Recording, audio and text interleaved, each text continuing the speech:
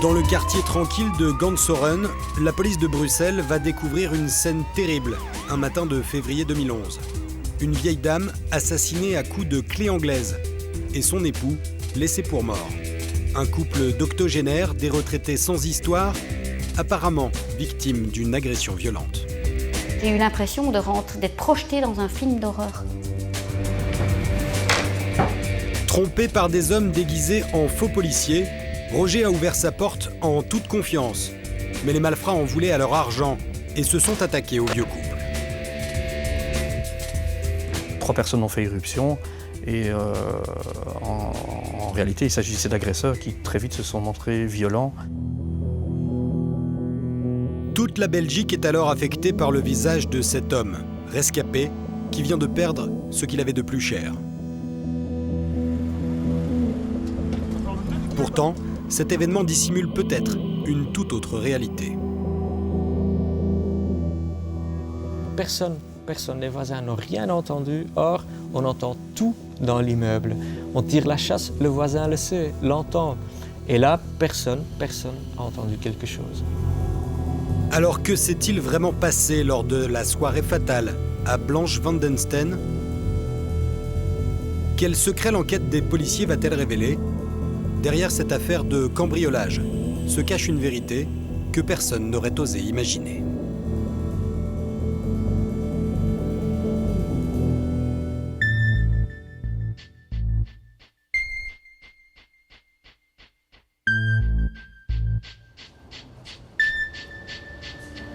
C'est un événement tragique qui va venir bousculer les habitants de ce quartier tranquille de Bruxelles.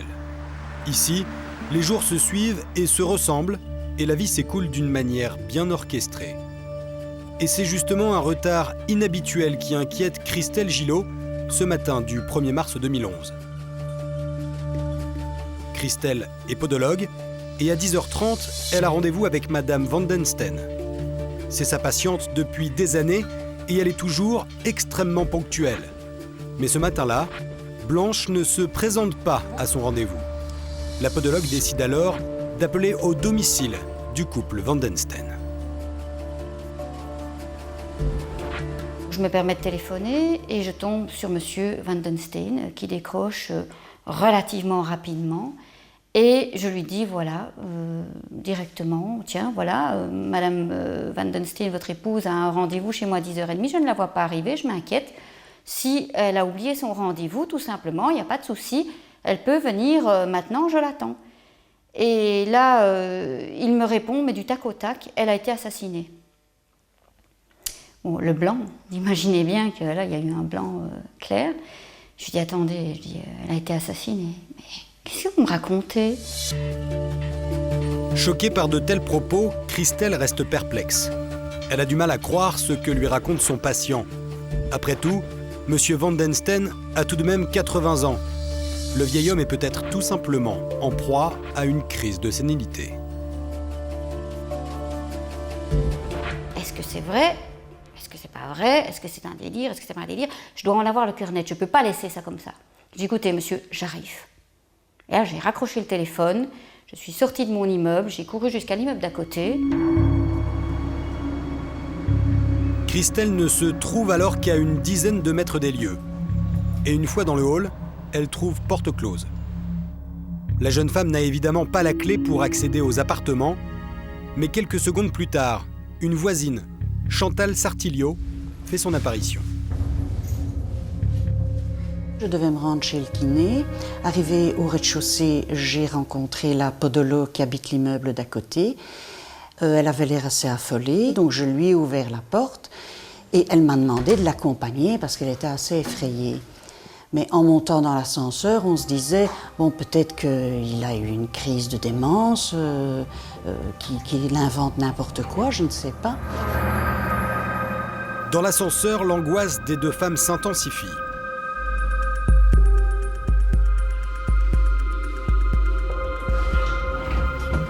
Arrivée au 8e, elles s'approchent frénétiquement du palier du couple Van den Steen, sans savoir ce qu'elles vont découvrir une fois la porte franchie. J'appuie sur la poignée, j'ouvre la porte, et là je vois effectivement la vision d'horreur. Ah, moi j'ai vu une scène de boucherie. Il y avait du sang partout. Donc monsieur dans le hall, devant moi, couché, baignant dans une mare de sang. Des coupures dans le cou, les poignets tailladés. Mais madame n'était pas là. Monsieur Van den Steen est donc dans un état grave, mais il est encore en vie. Mais qu'en est-il de sa femme, Blanche?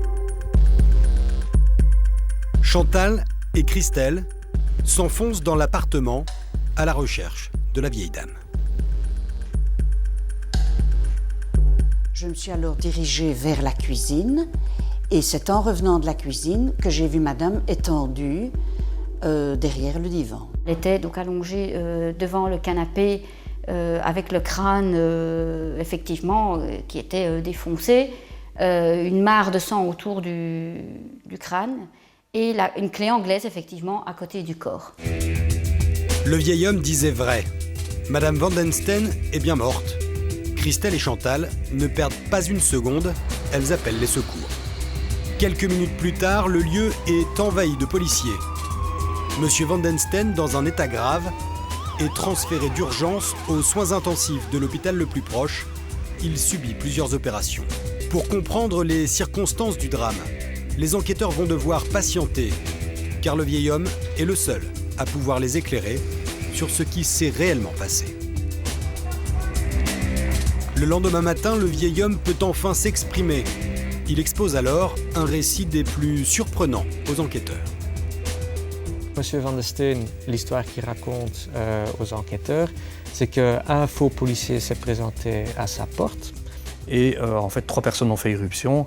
Et en réalité, il s'agissait d'agresseurs qui très vite se sont montrés violents. Ils se sont presque tout de suite jetés sur sa femme, lui ont frappé avec une clé anglaise en criant « Où est le coffre? Où est le coffre? Où est le coffre ?»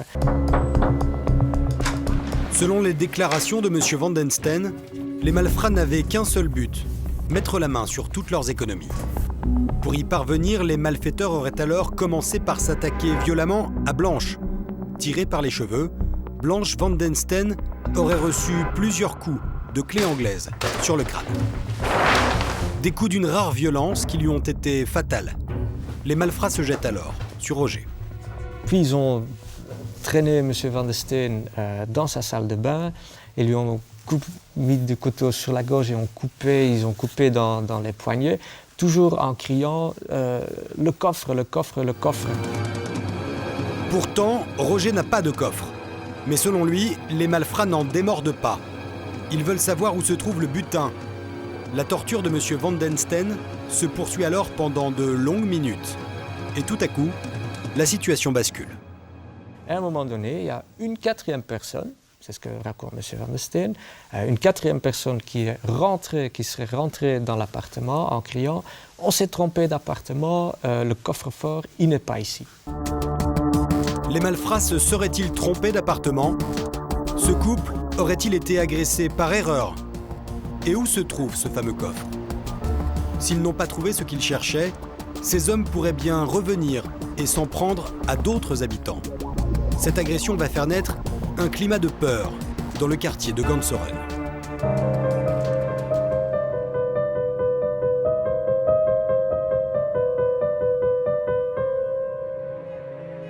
L'assassinat de Madame Van den Steen a donc déclenché un climat de tension et de panique dans le quartier.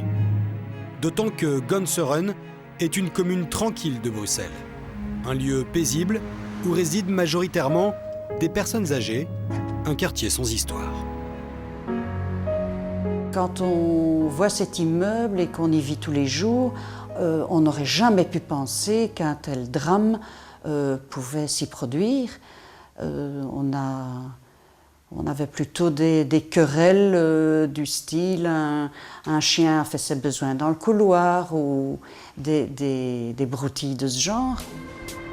Malgré ces petites querelles anodines et cette apparente tranquillité, le témoignage de M. Van den Steen a tout de même un certain crédit, car le quartier a récemment été la cible de cambrioleurs qui auraient agi comme l'a décrit le vieil homme. Il est vrai qu'à l'époque, dans Ganseren sévissait une bande de faux policiers.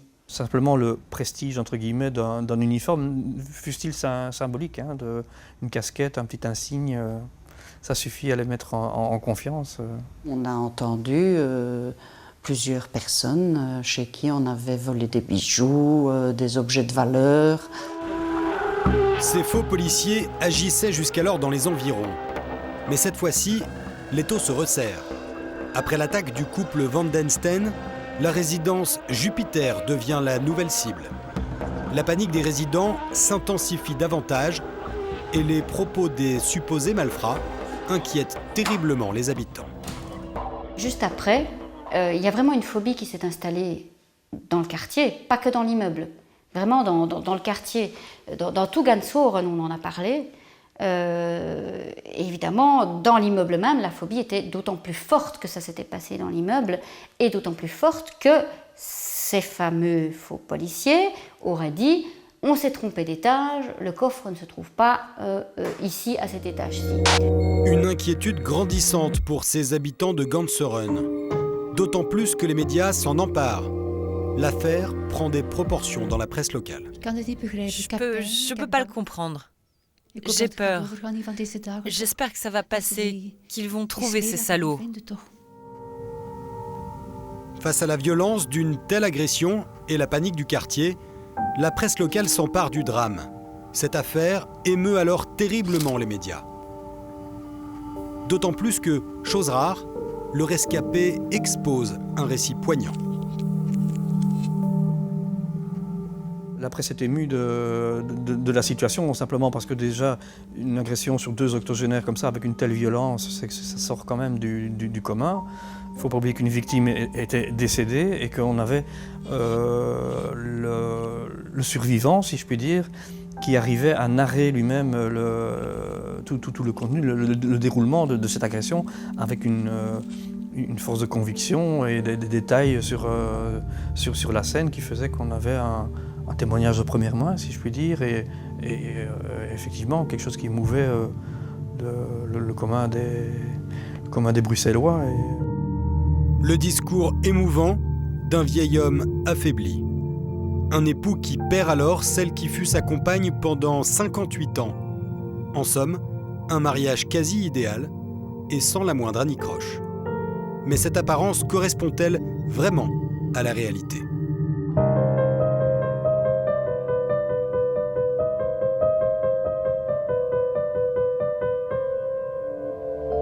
Roger et Blanche mènent une existence extrêmement discrète.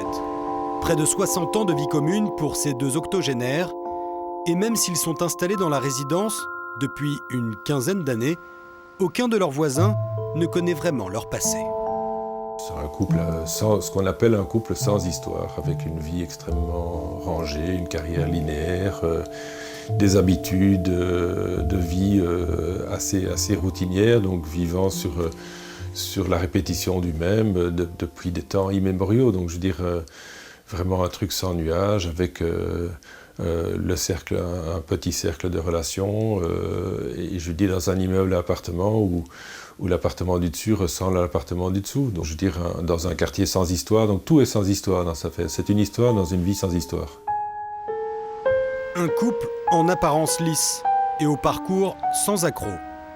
Mais tout de même un couple quelque peu isolé, sans enfants et qui ne pratique aucun loisir. Et surtout un homme malade, un fardeau qui semble parfois peser sur les épaules de Roger.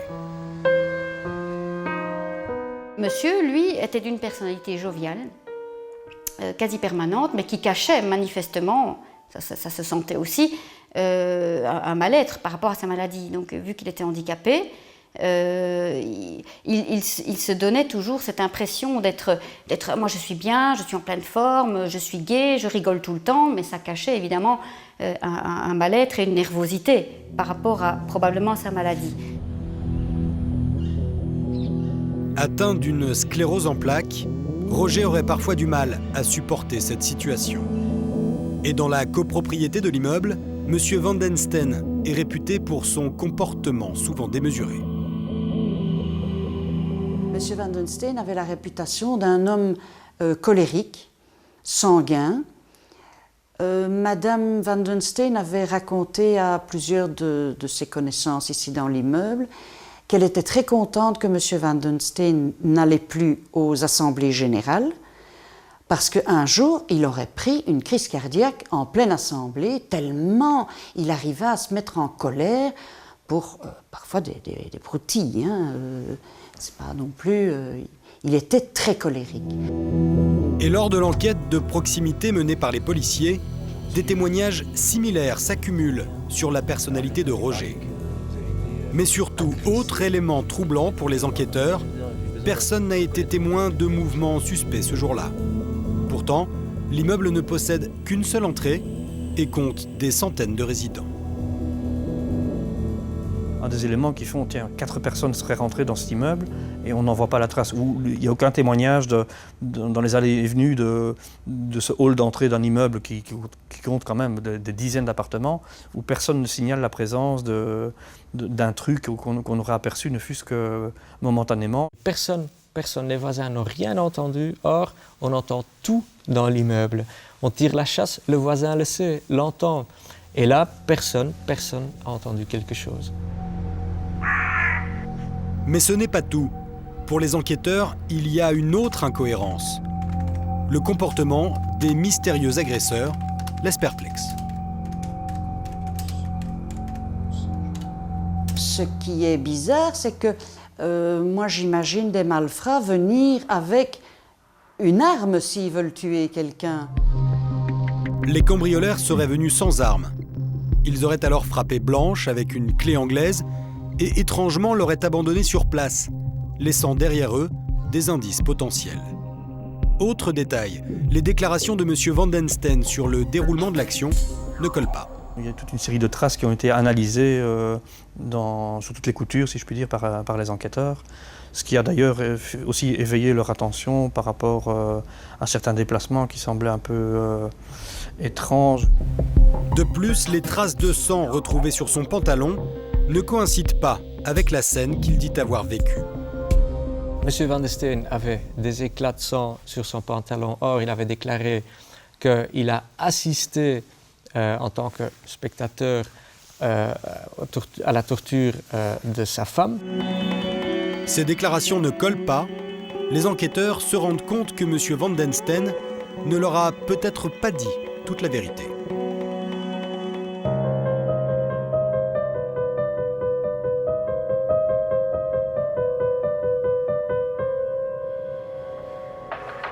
Des expertises sont pratiquées sur l'arme du crime, mais ne donnent aucune empreinte. Et des analyses sont réalisées sur les traces de sang présentes sur le pantalon de M. Van den Steen. Les résultats sont formels. Au moment où Blanche a reçu les coups, Roger ne pouvait pas être éloigné de sa femme, contrairement à ce qu'il avait déclaré aux policiers. Mais surtout, les projections de sang révèlent que les coups provenaient de sa direction. Après des mois d'enquête menée par la police fédérale et scientifique de Bruxelles, les résultats mènent à une conclusion irréfutable et inattendue. Grande surprise, un mois après les faits, M. Van den Steen, qu'on croyait victime dans cette affaire, devient le suspect numéro 1 dans cette affaire. On le soupçonne d'avoir tué lui-même sa femme. À la surprise générale, M. Van den Steen, l'homme au-dessus de tout soupçon, passe du jour au lendemain du statut de victime à celui de suspect. Le 28 mars 2011, l'octogénaire est placé sous mandat d'arrêt. Il est suspecté d'être en réalité l'auteur des faits. Mais face à ces accusations, Roger reste stoïque et maintient sa version de l'agression par des malfrats. Il n'est en aucun cas impliqué dans cet assassinat.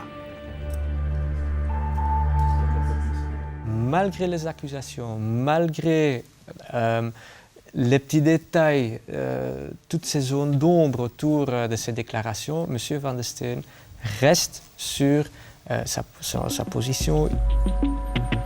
L'octogénaire sous les verrous soutient pendant des semaines sa version du récit. Mais les enquêteurs sont alors persuadés de tenir leur homme. Les interrogatoires s'enchaînent et se succèdent sans que rien n'y fasse. Un mois plus tard, l'homme finit par craquer.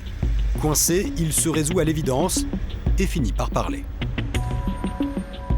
Il est face à une accumulation d'indices, une conviction très forte des enquêteurs qui montre qu'il ne le croit absolument pas. Et qui dit « Monsieur, s'il vous plaît, racontez-nous la vérité ». Et il passe à table, comme on dit. Voilà. La thèse des faux policiers, l'argent qu'ils cherchaient, les soi-disant lingots d'or, tout ça n'a jamais existé. C'était toute l'histoire, l'affabulation de M. Van den Steen pour essayer de se disculper du meurtre de sa femme. Monsieur Van den Steen aurait donc inventé cette histoire de toutes pièces. Mais selon son avocat, cette réaction serait plutôt compréhensible. On voudrait que les choses ne se soient pas passées comme elles ont eu lieu. Donc on se cherche n'importe quel récit fantasmatique, si vous voulez, non pas pour passer à travers les mailles du filet, mais pour avoir la possibilité de se regarder encore dans une glace et de pouvoir retrouver le sommeil. Face aux policiers, Roger Van den Steen raconte comment il a pu commettre l'irréparable. Les circonstances du drame sont surprenantes de banalité. Ce soir-là, il devait réparer une fuite d'eau dans la salle de bain. Sa femme, apparemment, aurait tendance à lancer de temps en temps des vannes. Cette soirée-là, elle aurait lancé une grosse vanne, chose que M. Van den Steen n'a vraiment plus acceptée. Il a explosé et il a frappé d'une force incroyable. Une dispute anodine qui dégénère, mais un acte qui cache peut-être un profond mal-être dans ce couple. Cette image des époux modèles et sans faille s'écroule soudainement. Finalement, ce vieil homme qui a ému toute la Belgique a menti et manipulé tout le monde, y compris la presse.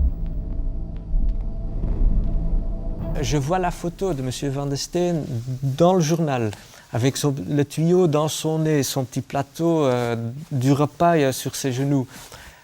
Et M. Van den Steen, qui a tué sa femme, qui a inventé une histoire de faux policier, et là, il raconte cette histoire comme un pro. Le fait d'être aussi âgé, aussi ému, aussi émouvant, ont ajouté à sa crédibilité initiale dans tout son récit. Mais la désillusion a été d'autant plus grande par après, et l'amertume de ceux qui le croyaient aussi. Donc ça a été considéré, j'imagine, par son proche entourage comme une trahison du début à la fin. Du haut de ses 80 ans, Roger a non seulement manipulé la presse et la justice, mais il n'a pas épargné non plus son propre entourage. Il y a eu cette impression d'avoir été bluffé. D'avoir été complètement manipulé par ce petit bonhomme, en fait, qui n'a l'air de rien et qui a fait bouger un truc, mais au niveau médiatique, au niveau du quartier, ça a été vraiment quelque chose de phénoménal. Donc c'est vraiment, on s'est dit, mais comment il a pu à ce point manipuler tout le monde, mais à ce point, parce que c'est quand même fort. C'est quand même puissant. Roger Van den Steen est donc inculpé de meurtre. Détenu en prison pendant près d'1 an, l'homme voit son état de santé s'aggraver. Son avocat tente alors de le faire sortir, considérant que M. Van den Steen ne constitue aucun danger, ni pour lui, ni pour les autres. La justice décide alors de la remise en liberté provisoire de Roger. En attendant son procès, il est donc libre, mais jusqu'à quel point ?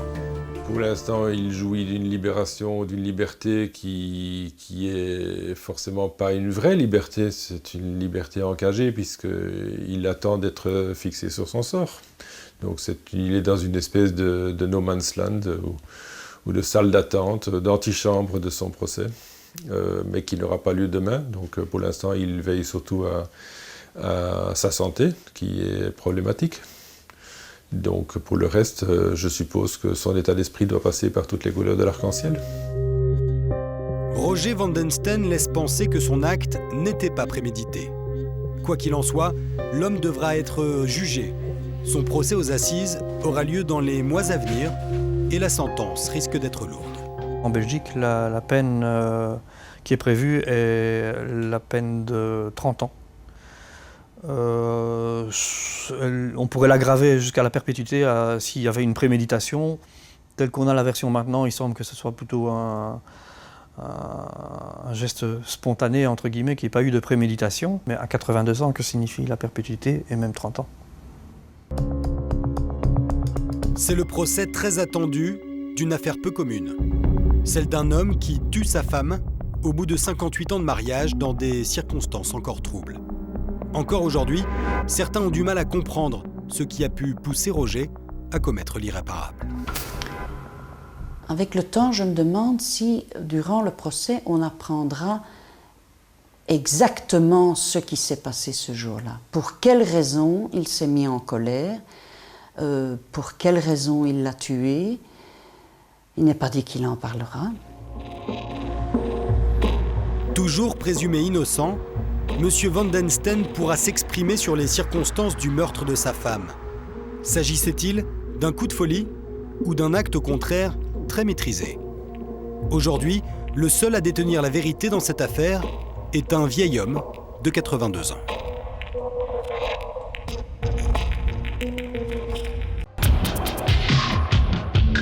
En région parisienne, mais aussi dans le sud, un violeur récidiviste à la méthode bien rodée.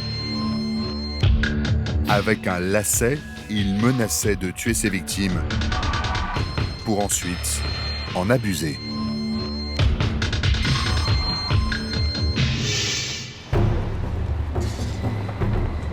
C'est une traque qui aura duré plus de 4 ans. La traque d'un violeur en série, redoutable.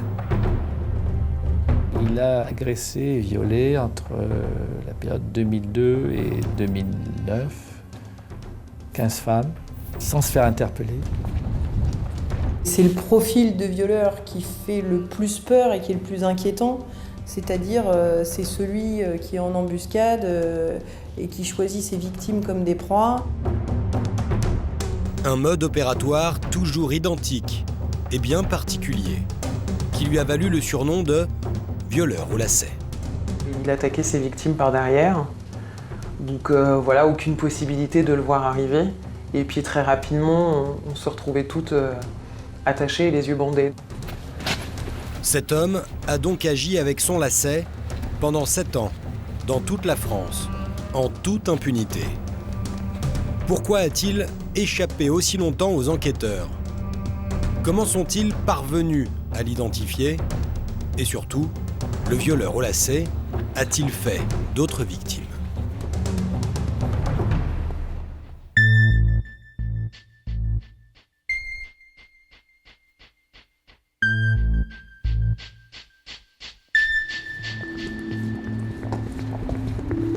Les rues de Paris sont désertes en cette nuit d'hiver. Il est 1h30 du matin ce 13 février 2005. Une jeune femme de 26 ans rentre chez elle après sa journée de travail. Elle traverse le canal Saint-Martin, remonte la rue Louis-Blanc, un trajet qu'elle connaît bien. Mais ce soir-là, elle sent une présence inquiétante derrière elle. Arrivée près de son hall d'immeuble, un homme la pousse, la plaque au sol, avec une main lui bande les yeux et avec l'autre bloque sa main contre son dos et lui dit « Si tu ne veux pas mourir, tu vas faire ce que je te dis ». Il lui demande de baisser les yeux, prend son écharpe et lui bande les yeux. Il défait ses lacets tout en lui posant une succession de questions sur son identité et sa profession. Et avec ses lacets, lui ligote les mains. Les mains liées dans le dos, la jeune femme ne voit aucune échappatoire.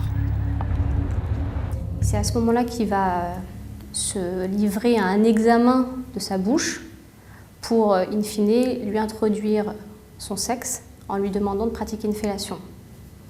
Ma cliente va avoir ce réflexe de lui mordre violemment le sexe, de sorte que l'homme pris de panique va partir. L'agresseur disparaît dans la nuit. Tout est allé très vite. Sa victime n'a même pas eu le temps de voir son visage. Mais elle dépose tout de même plainte immédiatement. Les enquêteurs interrogent alors les hôpitaux de la région. Ils sont à la recherche d'un homme venu se faire soigner pour une blessure au sexe. Ces réquisitions sont révélées infructueuses puisque l'agresseur n'a jamais fait soigner cette blessure, justement par peur d'être arrêté. Mais visiblement, d'autres dossiers font état de récits similaires. Depuis plusieurs semaines, un homme attaque des jeunes femmes, toujours de dos, en les attachant avec un lacet. Un mois plus tôt, dans la nuit du 2 au 3 janvier 2005, 2 autres jeunes femmes ont été agressées à Puteaux. 2 jeunes femmes violentées à une demi-heure d'intervalle. Et encore un mois avant, en novembre 2004, une autre jeune femme a été victime d'une agression sexuelle alors qu'elle se rendait à l'hippodrome de Vincennes pour travailler. Il est 17h50, il fait nuit au mois de novembre. Elle est attrapée par derrière par un homme, jetée sur le côté dans le bois de Vincennes, mise sous un arbre, attachée, les mains ligotées, les yeux bandés. Cette fois, cette jeune femme parvient à faire fuir son agresseur en lui racontant qu'elle est atteinte d'un herpès vaginal. 4 agressions avec à chaque fois le même mode opératoire et à chaque fois les mêmes menaces. Il va se charger d'avoir des propos extrêmement terrifiants. J'ai déjà tué des gens et je suis recherchée pour des crimes terribles. Sous-entendu, de toute façon, j'ai rien à perdre. Les enquêteurs sont persuadés d'avoir affaire à un violeur en série. Un homme dangereux qu'il faut arrêter le plus vite possible. Et ils ont raison. Car le violeur au lacet récidive 2 fois en moins de 6 mois. Problème, aucune des victimes n'a vraiment vu son visage. Elles ne le voient pas, elles ne sont pas capables de le décrire avec précision. On a essayé de faire un portrait robot à l'époque, mais c'était très très approximatif. Les portraits robots diffèrent d'une victime à l'autre. À ce stade, les enquêteurs n'ont donc que quelques éléments physiques sur l'agresseur. Il s'agit d'un homme aux traits européens de taille moyenne. Il a un physique de kidam, peut-on dire. Il n'a pas de signes distinctifs particuliers, il n'est pas costaud, il s'exprime normalement. Celui que la police surnomme désormais le violeur au lacet n'a donc pour l'instant ni visage, ni nom. Mais les enquêteurs ont une certitude. L'homme est redoutable. Un violeur sériel extrêmement dangereux, qui n'improvise jamais rien, se donne les moyens d'agresser efficacement et prend des précautions pour laisser le moins de traces possible. Donc il veillait par exemple à toujours avoir un préservatif ou trouver un sac plastique faisant office de préservatif, il pensait à essuyer ses traces. Un homme méticuleux qui a néanmoins fait une erreur lors de l'agression aux abords du canal Saint-Martin. Le jour de l'agression de ma cliente, effectivement, l'agresseur, ayant pris peur suite justement à cette morsure, il a abandonné l'écharpe sur laquelle se trouvaient des traces ADN, sa casquette, les lacets, et puis il a aussi perdu du sang. Il croit, comme beaucoup de Français, qu'on laisse son ADN en laissant son sperme, ce qui est totalement faux.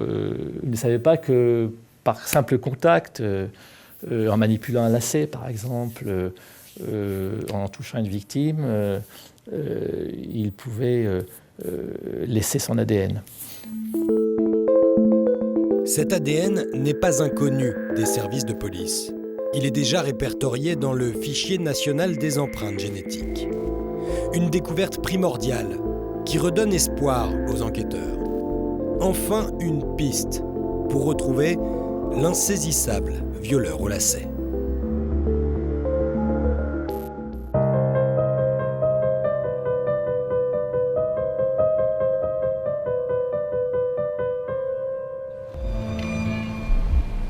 L'affaire prend une ampleur nationale. car l'ADN retrouvé dans le fichier des empreintes génétiques ressort dans d'autres dossiers. En 2004 et 2005, à Toulouse et Agen, 3 jeunes femmes ont été agressées et violées par le même homme. Problème, l'ADN ne correspond à aucun nom. Les enquêteurs ont alors recours à une autre base de données. Ils ont un système qui s'appelle le SALVAC, un système qui centralise les agressions sexuelles, où on retrouve les modes opératoires, la typologie des victimes. Grâce à ce système, les policiers vont découvrir d'autres affaires. 2 jeunes femmes ont subi le même calvaire entre 2002 et 2004 à Montpellier. Et en fouillant dans les dossiers de ces nouvelles victimes, les enquêteurs trouvent une faille, un indice laissé par le violeur. Une victime lui avait donc, sous la contrainte, donné son code confidentiel, et donc immédiatement après l'agression sexuelle, il se rend au distributeur, et généralement sur les distributeurs, il y a une vidéosurveillance. Et là, effectivement, on a un visage de l'agresseur de cette jeune femme. Les enquêteurs de la PJ de Paris ont désormais une photographie de l'agresseur présumé. Il s'agit d'un homme d'une quarantaine d'années, aux cheveux châtains et aux traits émaciés. Mais malgré la vidéo, le portrait est encore trop imprécis pour permettre une identification. Les taux se resserrent, mais trop lentement.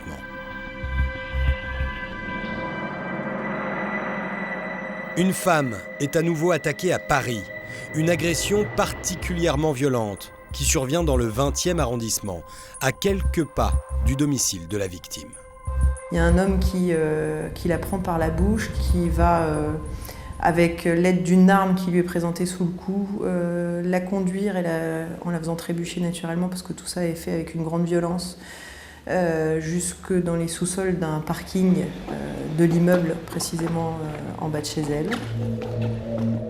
Il va lui attacher les mains avec un lacet, ce qui est totalement sa marque de fabrique. Dans le parking, l'homme lui découpe ses vêtements, un à un, à l'aide d'un cutter.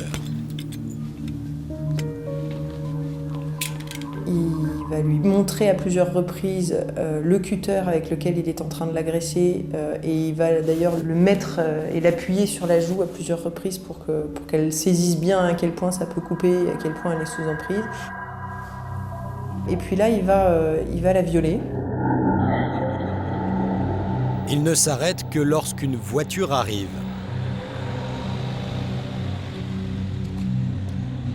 La PJ recense désormais 12 victimes présumées du violeur au lacet. Mais les enquêteurs n'ont toujours aucune piste concrète. Ils décident alors d'analyser à nouveau les scellés de toutes les affaires attribuées à l'homme qu'ils traquent depuis plus de 3 ans. Ils rouvrent notamment un dossier à Toulouse, qui pourtant avait été classé. Le violeur au lacet, en agressant cette jeune femme à Toulouse en 2004, abandonne son journal qu'il utilisait pour cacher, soi-disant, une arme. Et dans la précipitation, il laisse le journal. À l'époque, seule la couverture du journal est analysée. Mais sur une page intérieure, le violeur au lacet a laissé son empreinte digitale. Et si son ADN n'a jamais été enregistré, son empreinte digitale, elle, existe bien dans les fichiers de la police. Pour la première fois, un nom apparaît, celui de Victor Benabida.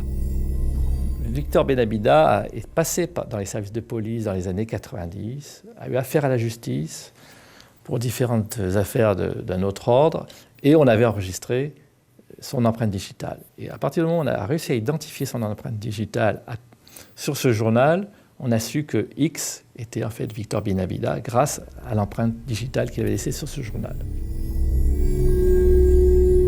Le violeur présumé a enfin une identité. Mais la traque s'annonce compliquée, car Victor Benabida est en cavale depuis plusieurs années.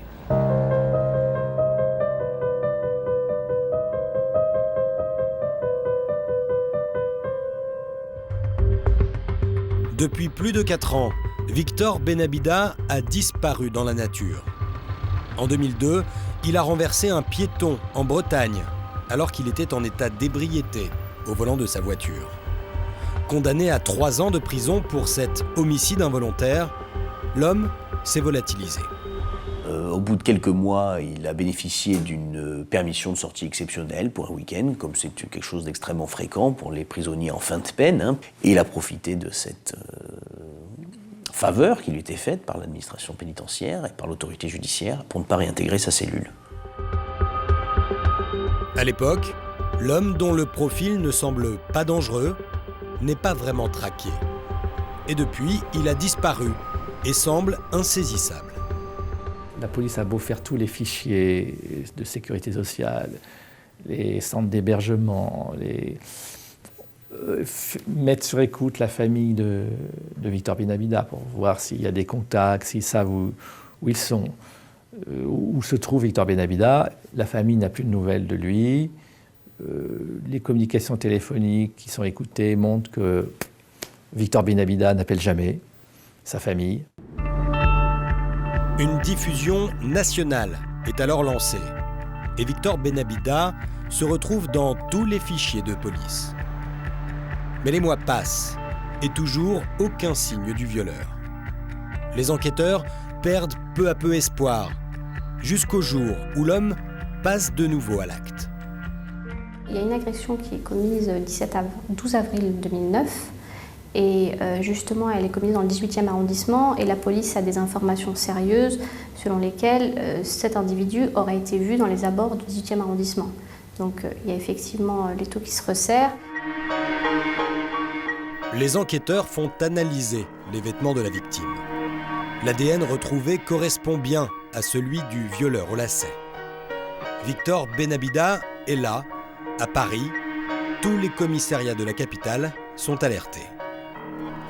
Les recherches sont renforcées et 5 jours après cette nouvelle agression, le travail des services de police va finir par payer. La BAC du 18e croise un visage d'une personne qui est recherchée sur le plan national, qui est Victor Benabida.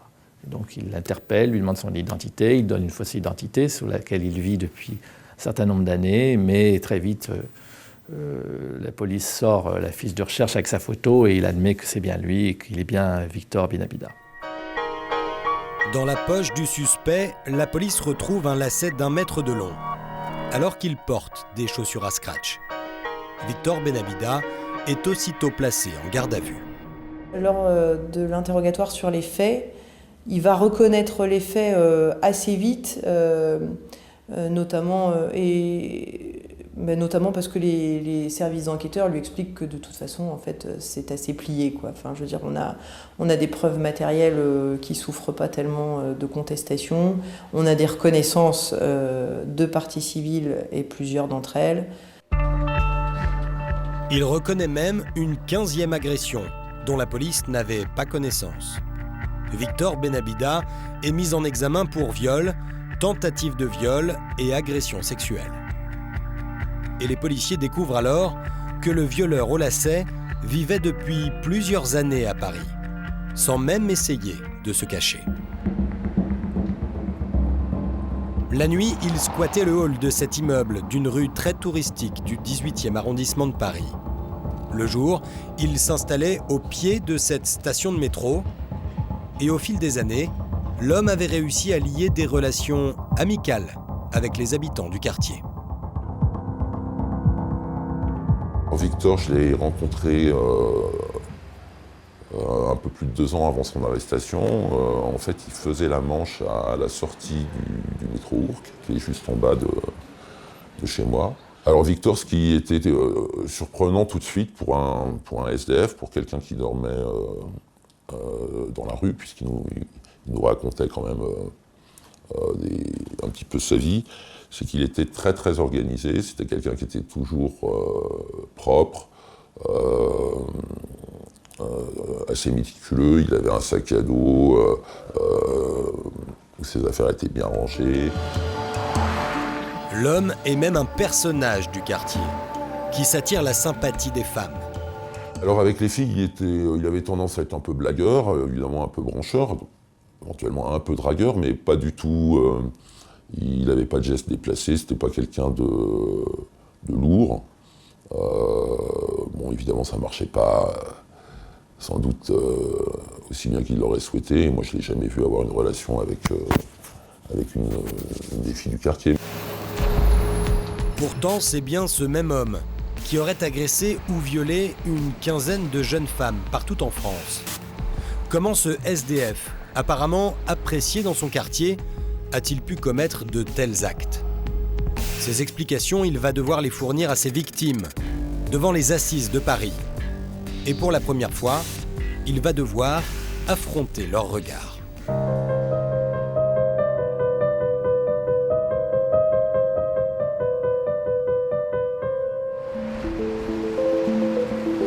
Trois ans plus tard, le 30 novembre 2012. 12 victimes lui font face sur le banc des parties civiles.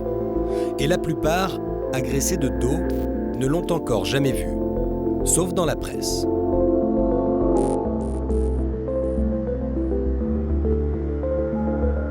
J'étais anxieuse parce que je ne me rappelais pas à quoi il ressemblait, que j'appréhendais de le voir, que je ne savais pas du tout quelle allait être ma réaction en fait. Donc ouais, j'étais assez stressée. Lui dans le box des accusés qui finalement est pas si loin de nous. Donc cette voilà, promiscuité, quand je suis rentrée dans la salle, elle m'a choquée, elle m'a étouffée. Et à la barre, les 12 victimes racontent l'enfer qu'elles ont vécu. Un viol, c'est un tatouage qu'on garde à vie et que, qu'on le veuille ou non, on l'aura jusqu'à notre mort, quoi. C'est ancré en nous et on y pensera toujours. Et que les conséquences, si infime soit-elle, au fur et à mesure du temps, elles sont quand même là, elles sont quand même présentes. On n'oublie jamais. Les unes après les autres, elles décrivent leur traumatisme et livrent le même récit d'un quotidien à jamais bouleversé. Encore aujourd'hui, quand je sens la présence de quelqu'un dans mon dos, je change de trottoir, je vérifie dans les miroirs des boutiques pour voir à quoi ressemble la personne derrière moi. J'accélère le pas, ou je ralentis, ou je m'arrête, ou je rentre dans une boutique.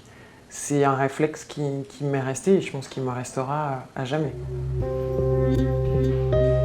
Face à ses victimes, Victor Benabida baisse la tête et fuit même leur regard. Mais l'accusé reconnaît les faits. Il explique avoir agi par vengeance. Je voulais les rabaisser, les détruire parce que j'ai la haine des hommes. J'ai la haine des femmes, des humains. Un homme décrit par les experts comme quelqu'un à la personnalité très complexe, pour qui l'injonction de soins est une nécessité absolue. Le procès a révélé qu'il avait une psychologie, une personnalité très inquiétante, de vrais troubles de la personnalité, de vrais troubles de la sexualité. Ces agressions sont toujours aussi frustrantes pour lui, et donc il a besoin d'aller toujours plus loin, et d'aller toujours plus fort, et d'être toujours plus violent pour essayer de sortir de sa frustration qu'il n'arrive pas à satisfaire. À la cour, l'accusé dit vouloir assumer ses actes.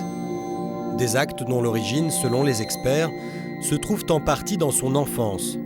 Car d'après sa défense, Victor Benabida aurait été victime d'actes pédophiles chez un voisin qui l'hébergeait pendant son adolescence. Et ce n'est pas tout. Victor Benabida raconte aussi des maltraitances que lui aurait infligées sa belle-mère. C'est un enfant martyr qui raconte avoir été contraint à la coprophagie par cette femme qu'il a cru être sa mère pendant 13 ans, qu'il a su ne pas être la mère au bout de 13 ans, et dont il a compris dès lors pourquoi il en était battu et martyrisé. Sa belle-mère l'aurait donc forcé à manger ses propres excréments. Ces traitements inhumains auraient engendré des troubles de la personnalité importants et un sentiment de frustration poussé. Pour ses avocats, Victor Benabida est tout simplement malade. cette pathologie l'a conduit à commettre des actes qui, selon ces termes, sont horribles, ignobles, impardonnables, dramatiques. Ce sont ces termes qui ont bousillé la vie d'une quinzaine de jeunes femmes, définitivement. Victor Benabida a conscience de cela. Donc il a conscience c'est pas une envie, il a conscience de la nécessité d'être soigné, puisque sa maladie a causé des préjudices extrêmement graves. Juste avant les délibérés, pour la première fois du procès, Victor Benabida regarde ses victimes, s'adresse à elles et tente de s'expliquer. Il a dit qu'il avait conscience du mal qu'il avait fait, qu'il avait conscience qu'il ne pourrait évidemment pas demander pardon ou présenter des excuses, que ce serait déplacé, indécent, voilà, qu'il ne lui restait qu'une chose, au-delà de sa culpabilité mortifère, c'est d'espérer de tout son cœur que ces jeunes femmes auxquelles il avait causé tant de mal puissent aller un peu mieux, voire de mieux en mieux. Je ne sais pas s'il était sincère. Moi, en tout cas, j'ai envie de le croire. J'ai envie de le croire parce que...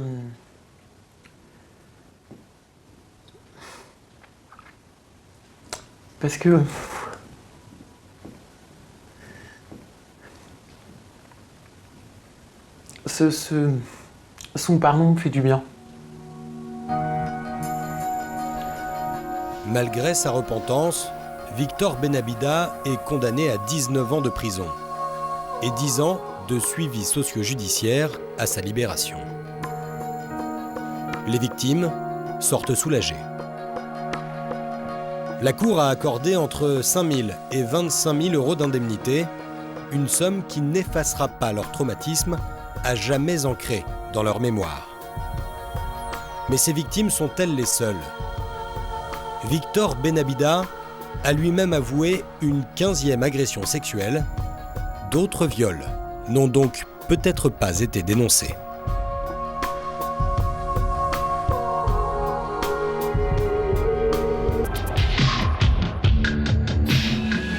Face à la mort exceptionnelle d'un couple, un empoisonnement au curare, les enquêteurs restent pantois.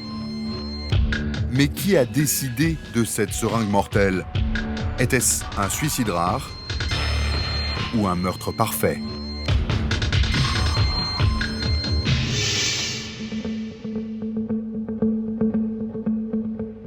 Plus de 10 ans après la mort des époux Gournier, le mystère reste entier.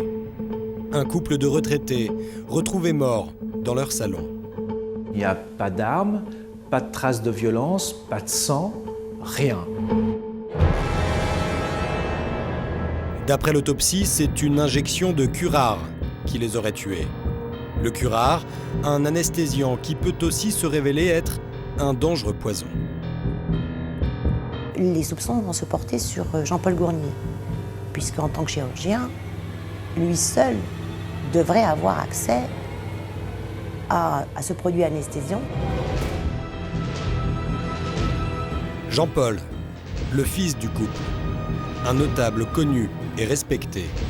Les époux Gournier ont-ils été empoisonnés par leur fils ? Jean-Paul Gournier lui avance un autre scénario. Sa mère, Geneviève, meurtrie par 25 ans d'infidélité, aurait pu tuer son mari André avant de se donner la mort. À moins que le couple ne se soit suicidé.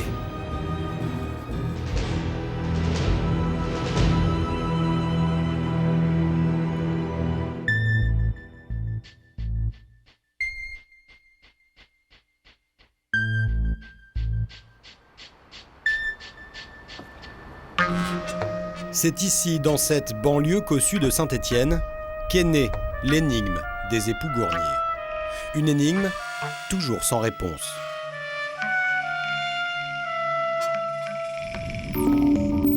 Ce matin-là, comme chaque jour, Josefina vient faire le ménage dans la maison d'André et Geneviève. Mais ce mardi 30 novembre 1999, elle trouve porte close. Arrivo là-bas et toutes les lumières de l'escalier étaient allumées. Le gars était à taper à la porte, personne n'arrivait. Et sonnait, personne n'est sorti. En 15 ans, ce n'est jamais arrivé. Habituellement, André, 74 ans, et Geneviève, 82 ans, répondent toujours. Inquiète, Josefina prévient la voisine, qui téléphone aussitôt à la belle-fille du couple de retraités.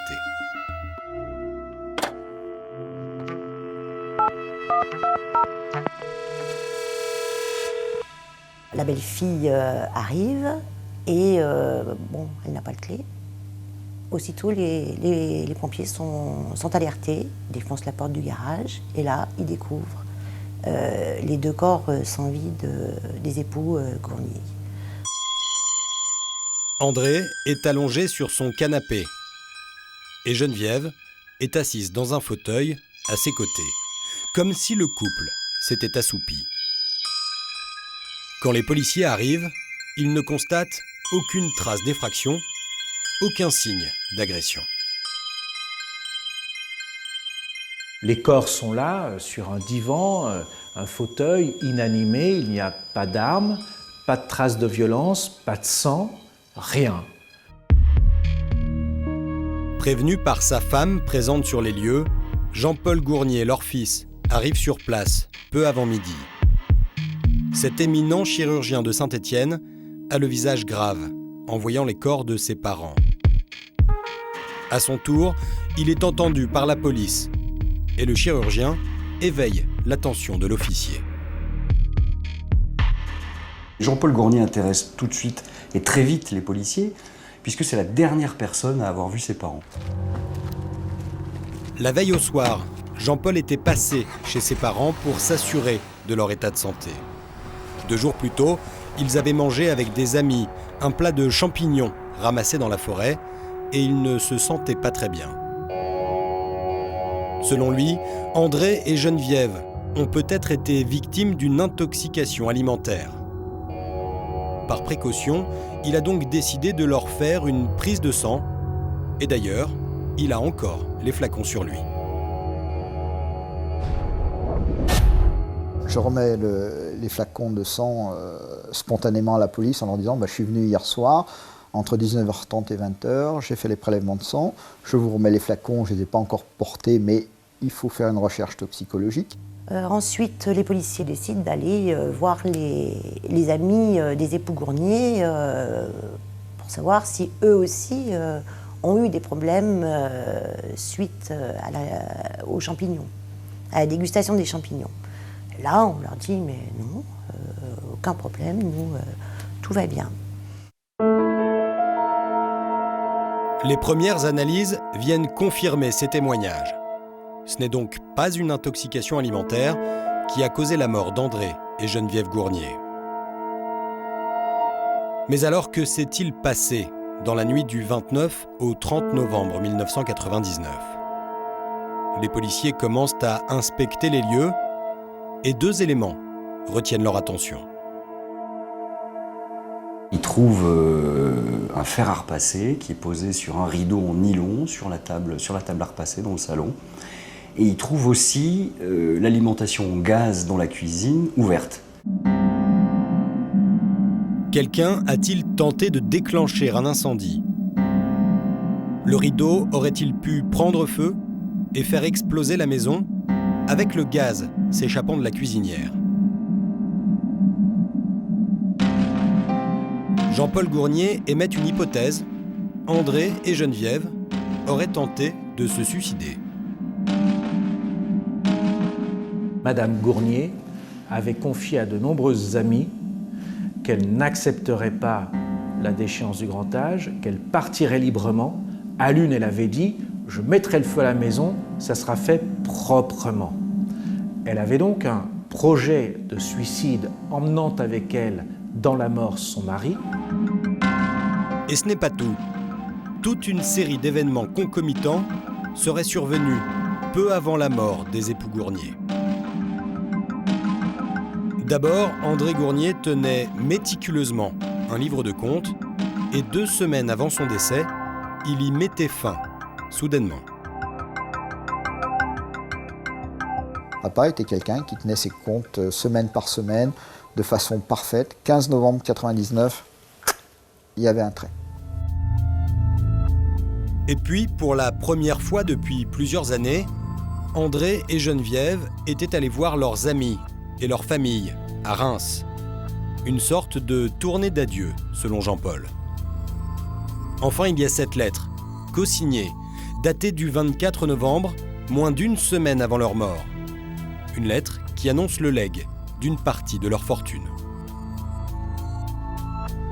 Au mois de novembre, papa et maman avaient fait une lettre de donation de 1 500 € par petits-enfants, mais ils étaient très pressés de le faire. Une lettre dont le post-scriptum fait désormais sens pour Jean-Paul Gournier. Cette lettre n'est peut-être pas explicite pour les plus jeunes d'entre vous, mais dans le temps, et avec les explications de vos parents, vous serez à même de nous comprendre. Pour le fils des époux Gournier, il est clair que ses parents se sont suicidés. Mais l'autopsie des corps va révéler un élément capital qui va totalement remettre en question ce scénario.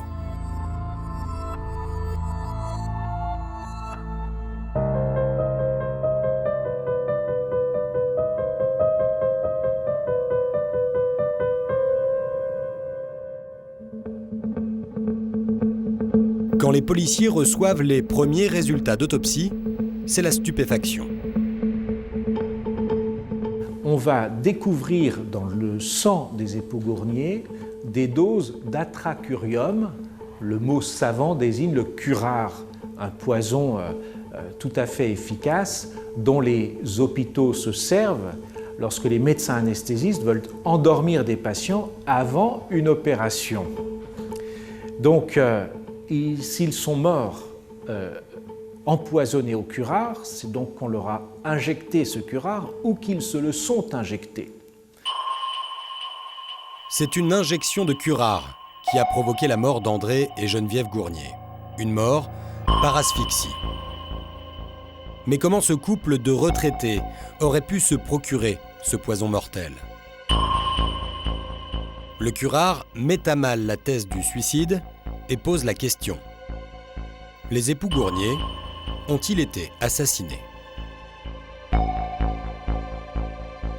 Les soupçons vont se porter sur Jean-Paul Gournier, puisqu'en tant que chirurgien, lui seul devrait avoir accès à ce produit anesthésiant qui est utilisé uniquement pour les opérations.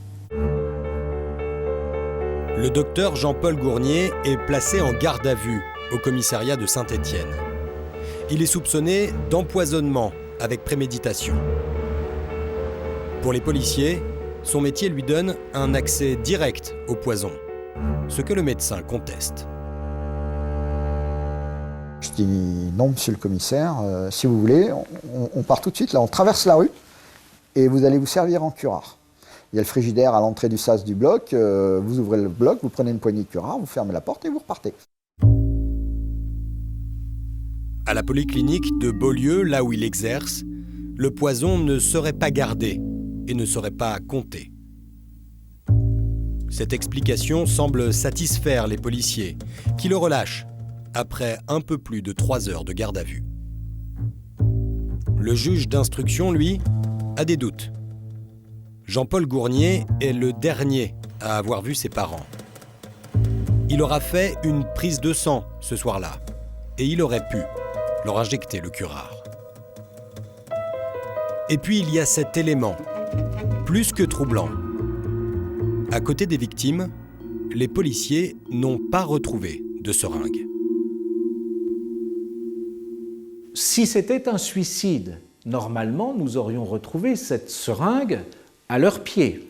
Elle n'y est pas. Comment l'expliquer ? Si elle ne se trouve nulle part dans la maison, c'est qu'une autre personne est venue leur injecter le poison mortel.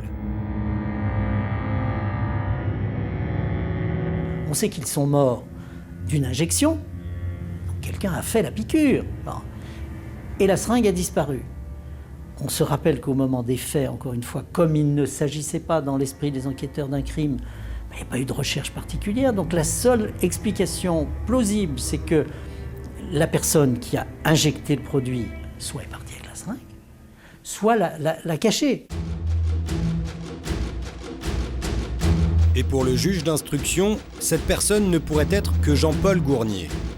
La machine judiciaire est en route. Le fils des époux Gournier est mis en examen en mars 2001 pour le double assassinat de ses parents. Mais Jean-Paul clame son innocence. Il nie farouchement, il a d'ailleurs toujours nié farouchement avoir participé au décès de ses parents d'une manière ou d'une autre.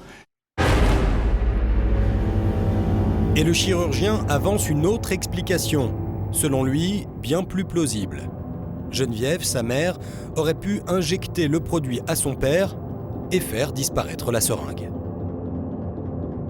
Je pense qu'elle a dû se piquer et jeter dans la cheminée qui était à 2 mètres la seringue. La cheminée. La police n'a pas fouillé les cendres. C'est peut-être là que la seringue a pu être jetée. Le curare est réputé pour avoir un effet foudroyant. Il tue en quelques secondes, tout au plus. La seule question qui se pose est de savoir si, s'étant administré une dose de curare, Madame Gournier avait encore la capacité intellectuelle et physique de se déplacer jusqu'à ce fauteuil. C'est un débat qui va diviser les experts et contre-experts toxicologues. Certains experts disaient absolument pas, c'est pas possible, parce que lorsqu'on fait une injection, si on la fait lentement, on n'a même pas le temps de finir l'injection, qu'on est déjà en situation de suffocation et on va mourir. On ne peut pas bouger. D'autres experts étaient beaucoup plus réticents.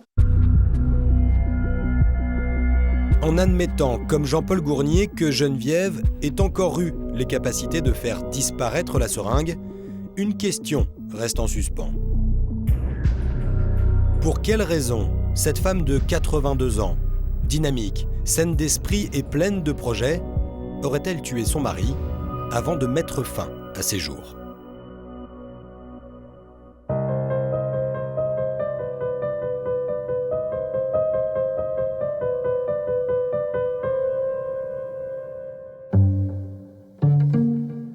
L'histoire familiale des Gournier est pleine de secrets et de rancœurs.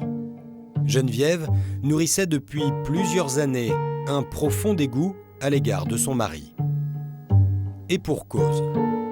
Pendant plus de 20 ans, André Gournier a trompé sa femme. 20 ans de disputes, 20 ans de frustration, mais aussi de ressentiment pour Geneviève. Entre les époux Gournier, depuis de nombreuses années, c'était la haine. Parce que Madame Gournier avait découvert les infidélités de son époux et disait à qui voulait l'entendre qu'elle lui ferait boire le bouillon de 11 heures et que de toute façon, elle aurait sa peau. André allait régulièrement voir des prostituées, notamment une sur une aire d'autoroute. Parfois, il la ramenait au domicile conjugal quand sa femme était absente. Geneviève, elle, avait pris l'habitude d'utiliser un dictaphone quand elle se retrouvait seule à la maison, comme pour exorciser le mal qui la rongeait. Et elle avait enregistré des propos très acrimonieux, d'une grande violence contre son époux, auquel elle reprochait d'avoir brisé l'harmonie familiale, mais des propos prononcés sur un ton presque lugubre. Jamais je ne te pardonnerai d'avoir emmené une prostituée à la maison. Tu as sali et pris pour un bordel la maison familiale, le seul endroit où on pouvait réunir en même temps nos enfants et nos petits-enfants. Pour le fils Gournier, le scénario est clair. Sa mère aurait d'abord tué son père avant de se suicider. Elle aurait tenté, comme un symbole, de mettre le feu à la maison. Les gens qui se suicident en se mettant le feu, c'est un souci de purification. Et elle Le fait que la maison familiale avait été, on va dire, salie, elle voulait vraiment brûler cette maison. Mais pour le juge d'instruction, la thèse de Jean-Paul Gournier ne tiendrait pas. La jalousie de Geneviève ne constitue pas un mobile suffisant pour tuer son mari, surtout après tant d'années. En revanche, en enquêtant, le juge a trouvé un mobile qui aurait pu conduire Jean-Paul à tuer ses parents. Un mobile qui paraît, celui-ci, extrêmement solide. C'est l'examen de la situation financière du chirurgien qui va apporter un élément crucial.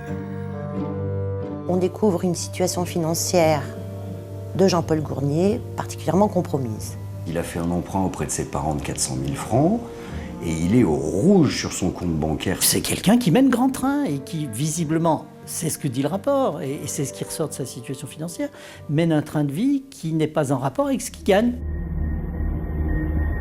D'après l'expertise comptable, Jean-Paul Gournier a donc véritablement besoin d'argent. Une situation précaire qui pourrait constituer un mobile, selon l'accusation. D'autant qu'après le décès de ses parents, le médecin a touché un héritage important. J'ai touché de mes parents, à l'époque, donc 2 500 000 francs, c'est-à-dire environ 300 000 euros.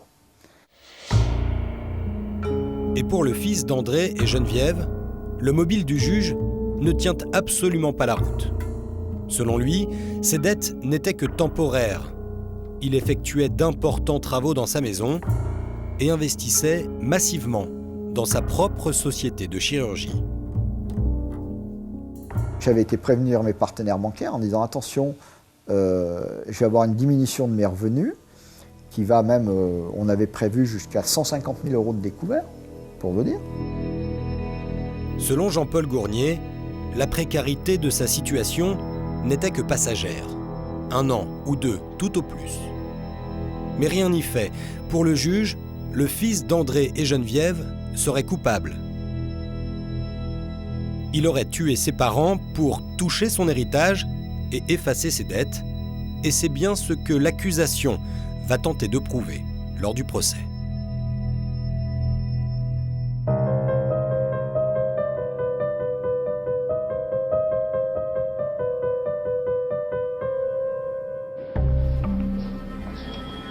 Quand le procès aux assises s'ouvre devant le tribunal de Saint-Étienne, le 16 juin 2008, le docteur Gournier ne mesure pas l'ampleur de la sanction qui le menace. J'étais zen et cool. Pour moi, étant innocent, n'ayant rien fait, je risquais rien.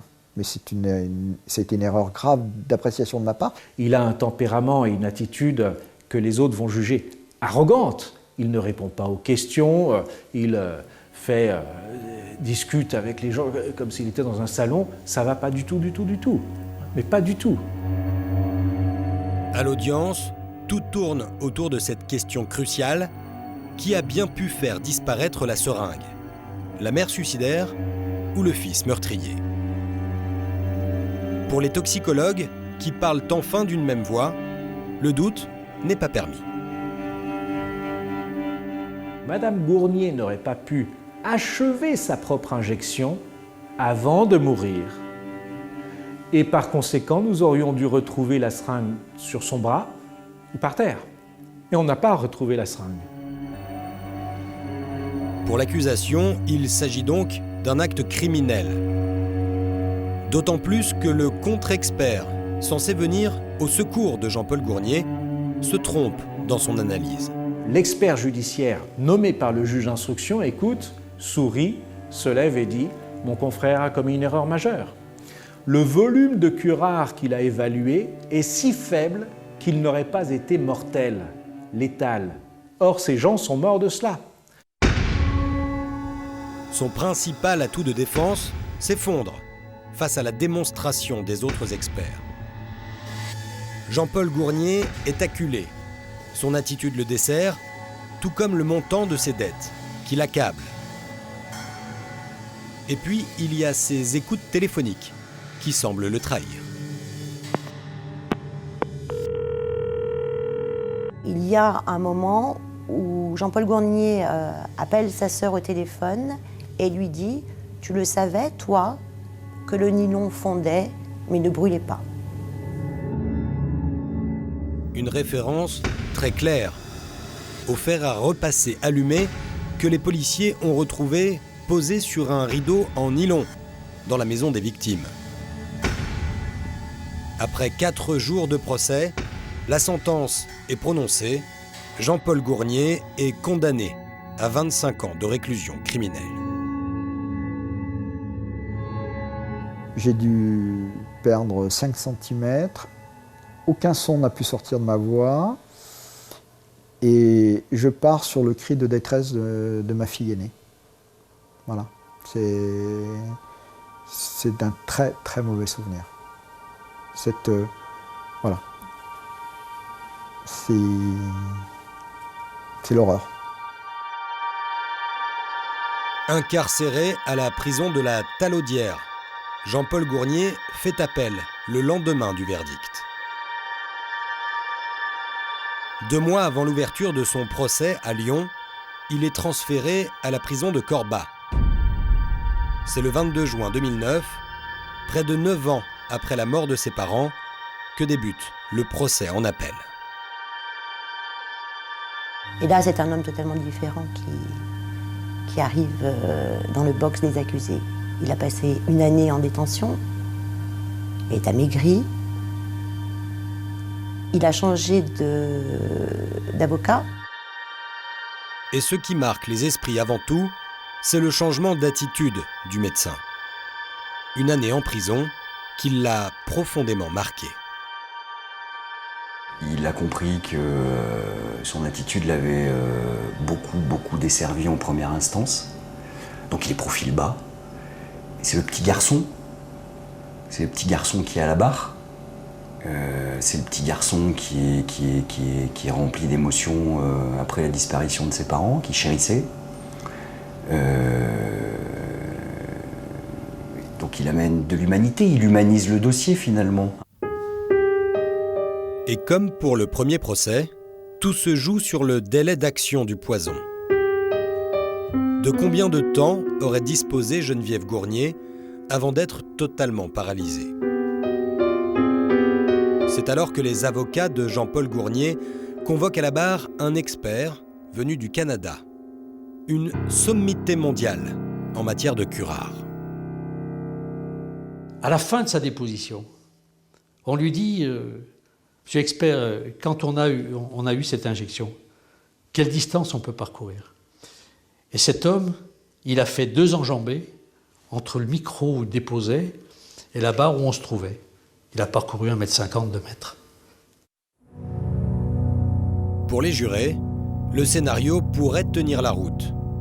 Geneviève Gournier a pu tuer son mari, puis s'injecter le poison, jeter la seringue dans la cheminée et revenir s'asseoir dans son fauteuil, à 2 mètres de là, avant d'être foudroyé.